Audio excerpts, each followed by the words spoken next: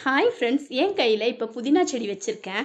இது பார்த்தீங்கன்னா, எனக்குமே நெறைய சேலஞ்சஸ் தாங்க. ஏன்னா, எனக்கு இந்த செடி மத்த எல்லா வீடியோவும் பார்த்தாலும், இல்ல நானே வந்து நட்டு வச்சா கூட எனக்கு அந்த ஸ்டெம்ல இருந்து வரவே இல்ல.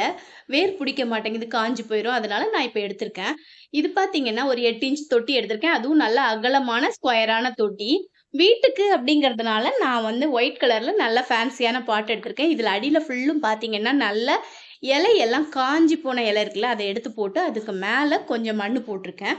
போட்டுட்டு இந்த கவர வச்சு பார்த்துட்டு, சுத்தி மண் இந்த கவர பார்த்தீங்களா? செடிய பிரிச்ச உடனே எவ்ளோ வேர் பிடிச்சிருக்கு பாருங்களேன். இத சுத்தி சுத்தி பார்த்தீங்கன்னா, அவ்ளோ வேரு.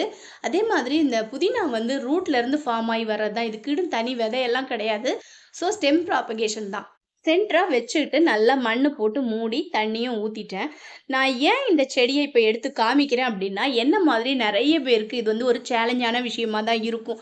என்னதான் 1008 ஐடியாவ நம்ம ஃபாலோ பண்ணாலும், நம்மளுக்கு வந்து கொஞ்சம் புரியாத விஷயமாவும் இருக்கலாம். இல்ல நம்மளுக்கு அந்த பொறுமை இல்லையான்னு எனக்கு தெரியல.